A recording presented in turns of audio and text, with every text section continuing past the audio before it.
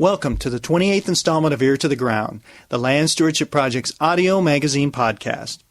Ear to the Ground features interviews and field reports related to sustainable agriculture, family farming, local food systems, and local democracy. I'm your host, Brian DeVore, editor of the Land Stewardship Letter. Poligami Sanath covers the farm beat in India, which means writing about over 600 million people. The largest collection of small farmers in the world. Over the years, Sanath has earned an international reputation for his coverage of a population that is often ignored by other journalists. He has written about agricultural subsidies, starvation deaths, and the daily struggles of farmers who have suicide rates that are of epidemic proportions. One government estimate is that between 1993 and 2003, over 100,000 Indian farmers committed suicide, mostly by drinking pesticide. Vidarbha, a cotton-growing region in central India about half the size of Minnesota, an estimated 767 people committed suicide during a 14-month period, ending in late August 2006. Sanath, who spends at least 300 days a year out in rural areas doing interviews, says these grisly statistics are gross underestimates, since the Indian government does not consider women when tallying up the farmer population. Sanath is currently the rural affairs editor of the Hindu newspaper. He is known for combining passionate first-person reporting with a meticulous citing of facts and figures gleaned from government reports. The journalist has come to believe that the recent problems plaguing rural India cannot be dismissed as a result of natural disasters like drought. Government policy is to blame, he maintains, particularly policy that pushes farmers to raise food crops for export while their neighbors starve, and which allows multinational corporations like Monsanto to control everything from what inputs are used in crop production to the lending of money. His writings and analyses have been instrumental in bringing out the revamping of drought management programs, providing improvements in programs for indigenous people, and other policy changes. Through his work, Sanath is also reforming the media's attitude towards the underreported issues of rural India. During the fall of 2006, he came to the United States to accept a journalism award. While here, he stopped in Minnesota to speak about India's agricultural problems and how they relate to agrarian crises all over the world, including here in the United States. In the following excerpt of Sanath's Minnesota talk, he describes how attempts by corporations to take over agriculture in India threaten to undermine the economic, social, and environmental fabric of entire regions. If you look at a profile of the households where these suicides have occurred, and if you look at the profile which the National Sample Survey gives us on the per capita earnings and expenditure of farmers, health expenditure is the second fastest growing cause of rural family debt. The second fastest growing component of rural family debt is expenditure on health, which in every case was several times, in the suicide household, several times the expenditure on education. It's also very interesting that in the last 1 year has been a mine of data which has come out from the 2001 census and from the NSS National Sample Survey data of 2002. It's very interesting. If we take a map of indebtedness doubled in the peasantry. It was 26% of households in 1991. It's 48% of all households in 2001, and it has gone up phenomenally since then. Now, if you look at these, if we take the suicide map of India and sit it alongside or atop the indebtedness map of India, they fit perfectly. Highest number of farm suicides, Andhra Pradesh, my home state. Highest number of households indebted in the country, Andhra Pradesh, 84%.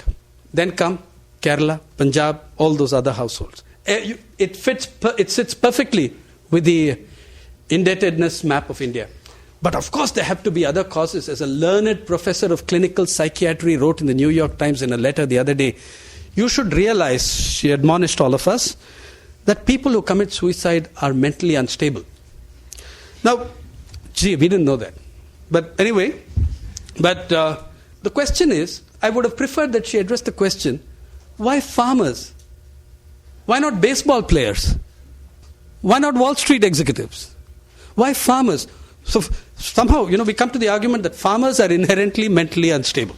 Let me tell you another experience from Vidarbha. Because the government loved this explanation, it sent off teams of shrinks to the villages to investigate why all these, these guys are obviously nuts, killing themselves like whatever. So it sent out this team of highly qualified doctors and shrinks, and they went and did a lot of research in the villages, high fundamental research in the villages. and asked hundreds of questions. In one village in Yavatmal, one old farmer stood up and said, "May I also ask you a question?" And they said, "Of course, we are here to listen to you," which was news. And he said, "We are very honored, such great academics, such great intellectuals, such great people coming to our tiny village. It's an event, it's an occasion, it's an honor. We're thrilled about it. And you've done so much work on our behalf. You've asked us hundreds of questions. You've asked us how much we're drinking. You've asked us, do we fight with our wives? And you've collected all this information and you've given us very good advice. You've said, don't drink so much, don't fight with your wives, do yoga to lessen tension. And why don't you ask us one more question? Having asked us all these questions, sirs, ask us one more question.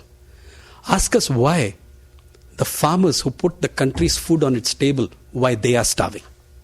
Ask us why the children of farmers who bring the food to your table, why they are starving. Ask us this question also, in addition to the hundreds of other questions you asked us." There was total silence. One of the very distinguished shrinks had the decency and the honesty to tell us later, to tell journalists later, "We felt like a bunch of shits." And we had no answer to him. Because that was the more fundamental question to which they had no answer. In India, if you went to one of the distinguished Indian medical colleges, as one of these people was from the Vellore Medical College, one of the first things you learn in that medical college, one of the first principles you learn is what the mind does not know, the eyes do not see. Are you from Vellore Medical College? Yeah. What the mind does not know, the eye cannot observe. What the old man was telling them something very different. What the heart does not feel, the eye can never see. And that's what he was telling them. And that's what they felt, and that's what this particular shrink felt anyway when he had to deal with it. Now back to that is the area where the suicides are mounting and mounting. So the Prime Minister came because, as he told me in June, he was deeply disturbed by what was going on. I got summoned to the Prime Ministerial office on June 22nd, and he said on 30th I'm visiting Vidarbha. So he did. Which did all of us a favor, because once the Prime Minister comes, the media come. It's also very telling that at the height, when the Vidarbha suicides crossed the 500 mark this year, what were the media doing? The media in Mumbai were covering India's biggest fashion show ever.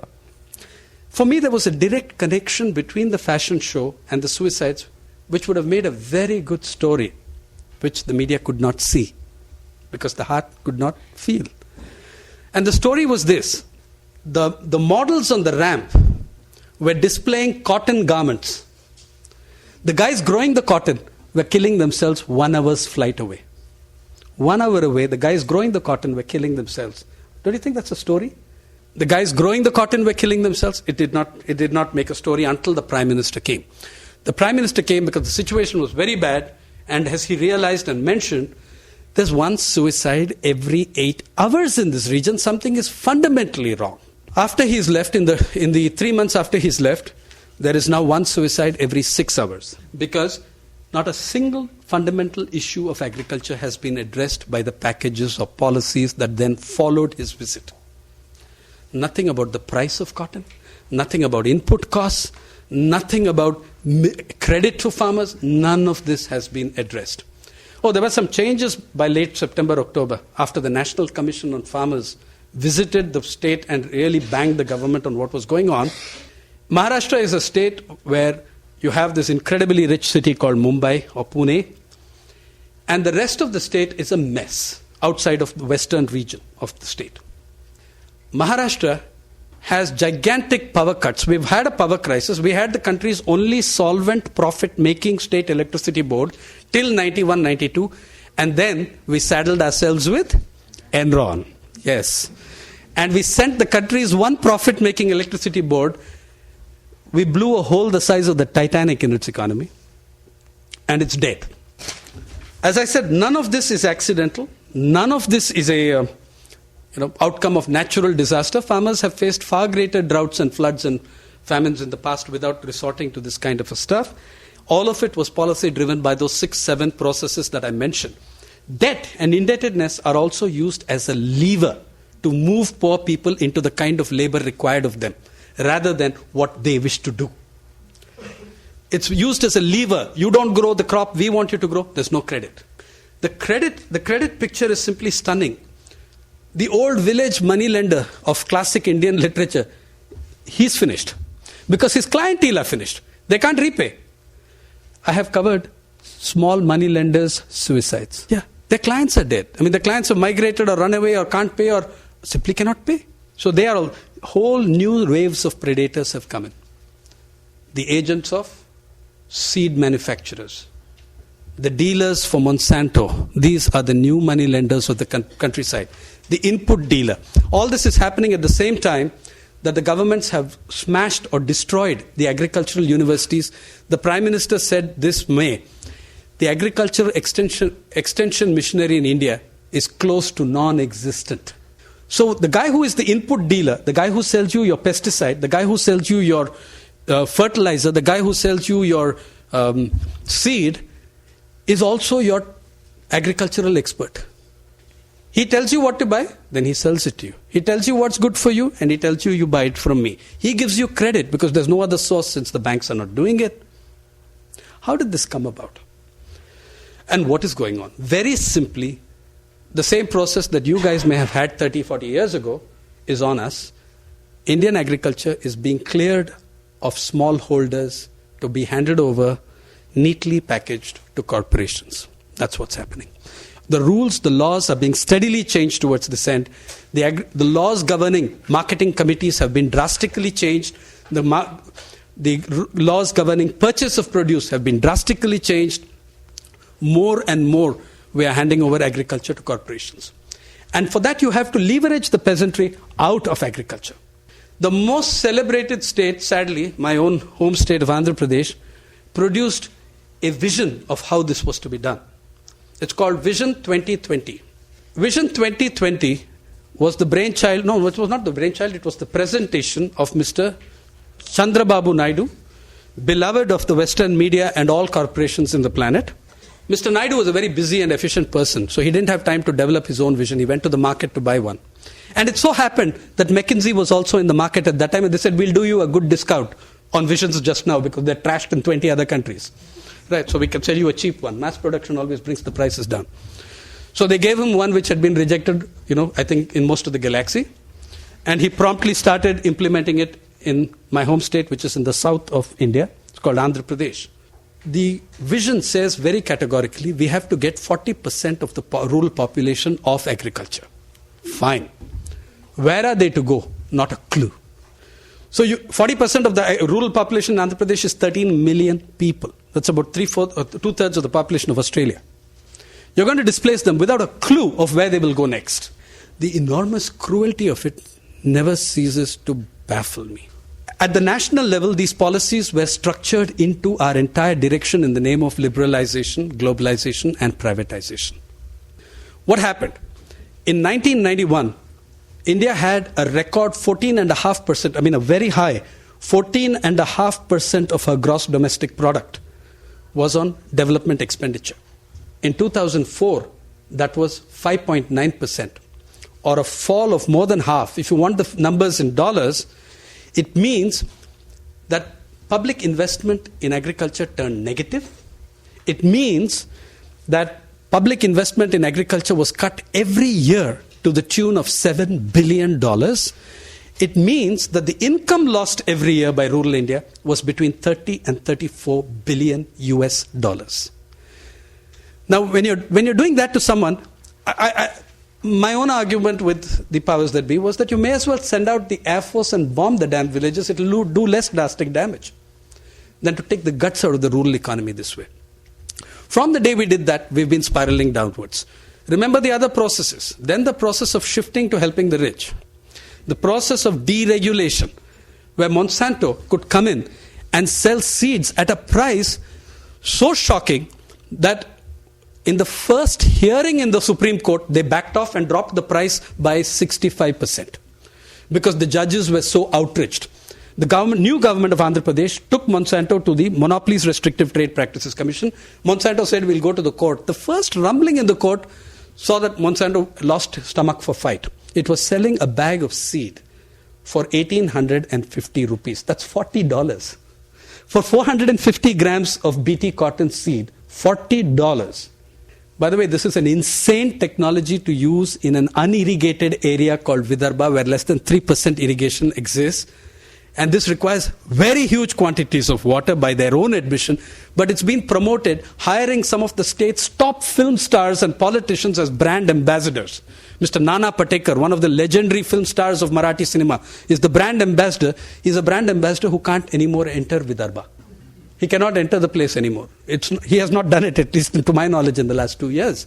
When the Supreme Court rapped them on the knuckles, when the court system, because there was no decision, Monsanto withdrew and dropped the price to 750 rupees, which is, I don't know how many dollars, from $40 to about $18? Okay, about $18. And we're still making profits for themselves and their dealers. So that, you can imagine the kind of free market cost that the peasant was paying.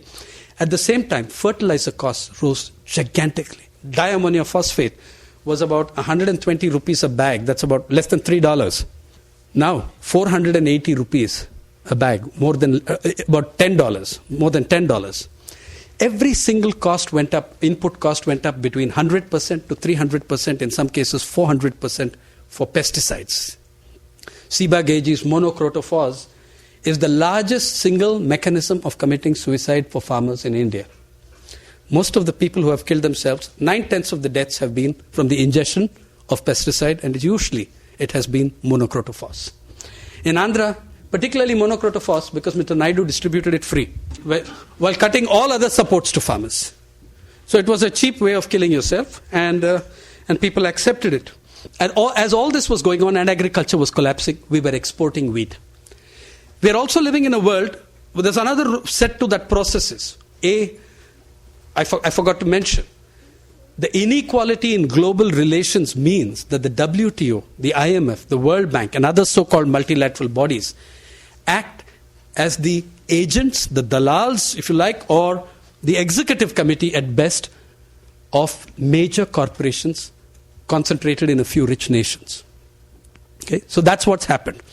Now, take for instance, one of the things, the prescriptions, standard prescriptions of export-led growth. India is doing very well. You export food. You're going to be a major food exporting power. Now we're re-importing Punjab rice, Punjab wheat.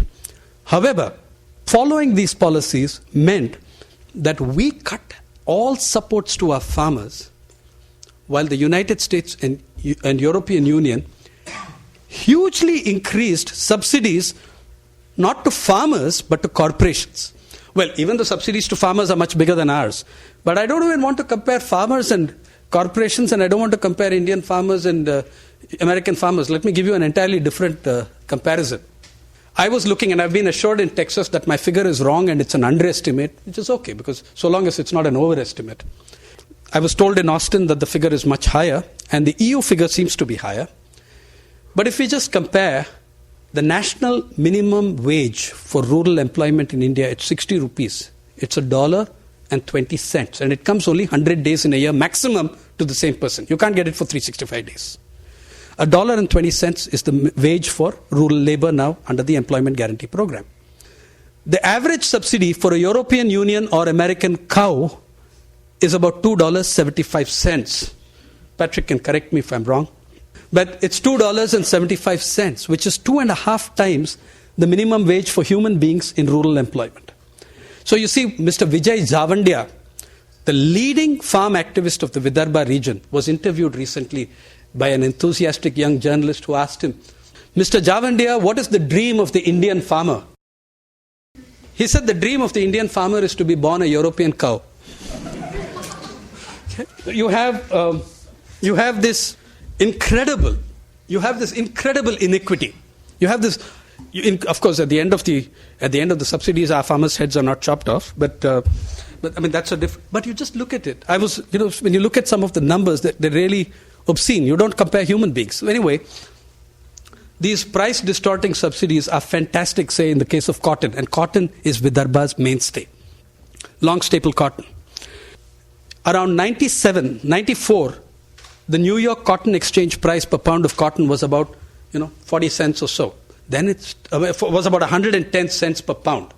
Then it falls massively as huge subsidies kick in. And finally, it's about 35 cents a pound, killing farmers all the way from Vidarbha to Burkina Faso and Mali and Chad and the West African states. Last year, the presidents of Mali and Burkina Faso wrote a piece in the New York Times, "Your subsidies are strangling us." Nothing has changed. The subsidies have gone up. Last year, the total value of the cotton output of the United States was $3.9 billion. The subsidies for these corporate growers was $4.7 billion on a crop value output of $3.9 billion. Then, the US did something even more interesting. No other country has managed this. Having subsidized the cotton more than anyone had done in history, they then subsidized other corporations who bought the subsidized cotton. To purchase the subsidized cotton, you were given a subsidy. It has ripped the guts out of the cotton economy world over. The world over. The EU grows very little cotton, Spain and Portugal. That's about it. But the level of subsidy has just punctured the prices for us. The result of this is that India has imported more cotton. In the last 7 years, India has imported 3 times more cotton than she has imported in the preceding 25 years. And they get 6 months credit from the corporations. So the Mumbai textile lobby is getting its cotton free almost. Duty on cotton, 10%. We have a right to make it 90% or even 110%. We're not doing that. Mr. Pawar is not interested. Cotton is not his product. But there is a 60% duty on sugar, which is his product. So you have this incredible asymmetry in the world. But it's not as if farmers elsewhere are doing much better. Farmers in Bangladesh, Pakistan are in the same state as our farmers. Farmers in the United States, I found it difficult to find a separate category called farmers in your census, and I think that they are no longer counting them as a separate category in the US Census. I could be very wrong. I was asking someone else about this. But I think you will now be counted in the ag census rather than in the general census. Because what? Number of farmers is less than 2%? Less than 2%. So you have this incredible visitation of inequality through structured policy that is now destroying the world's largest body of smallholder farmers. That's India. The world's largest body of smallholder farmers. Here they sorted you out quite some time ago. Right? There are very, very few left. But there's a big difference. 1, in the standards of living. 2, in the where do they go? We're talking about hundreds of millions of people. Here's the point. Here's the nub of the story. We are witnessing the biggest human displacement in our history. It's not from a dam, it's not from a canal, it's not from a defense project, it's not from it's not from a mining project, it's from agriculture. We're throwing people off the land in gigantic numbers so that they can go to the cities in search of jobs which are not there because our manufacturing is in the doldrums. We've closed hundreds of thousands of units. Where do they go? What will they do? How do they survive? What are the options you've created when you say we've got to take people out of agriculture? Show me the options. And people unable to see the options are taking their lives.